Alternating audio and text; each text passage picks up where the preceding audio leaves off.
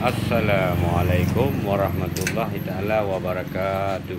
Baik, rekan-rekan dan sobat-sobat, semoga rekan-rekan toladan berada dalam keadaan sehat walafiat.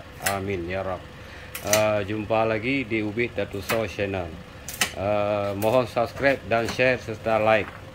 Ini salah satu wanita kerjaya, wanita karir yang lagi proses mengupas pinang. Ini alhamdulillah luar biasa. Ini ala tradisional secara manual. Ini kategori pinang klotok kering ya. Untuk rekan-rekan dan sobat-sobat yang dimanapun berada, untuk informasi, kami mempunyai stok pinang jenis klotok atau kering. Bisa hubungi atau chat atau komen di bawah. Ini barang senantiasa ready. Oke. Ini berada di areal Aceh Birun, yaitu Sukarame Birun. Ini kawan-kawan,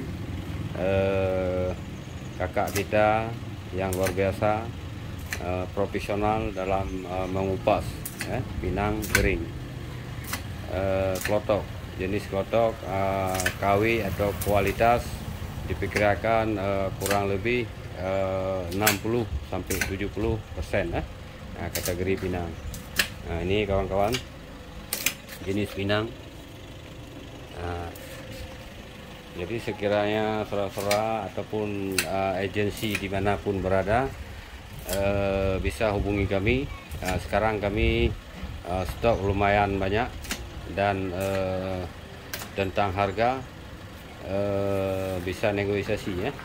Harga bersahabat.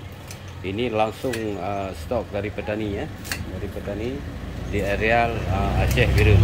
Baik, rekan-rekan, inilah statement pada hari ini. Ini kekanda kita yang barusan balik ya, istirahat dan bersarapan. Bang, sehat bang? Sehat nah? Alhamdulillah. Inilah rekan-rekan, cuk bang yang amat mulia, yang amat berbahagia, yang luar biasa dalam mengumpul pinang klotok. Baik, terima kasih rekan-rekan. Semoga bermanfaat dan dapat mensupport tentang informasi pada statement hari ini. Baik, terima kasih. Wabillahi taufiq wal hidayah. Wassalamualaikum warahmatullahi taala wabarakatuh. Barakallah. Beres bang.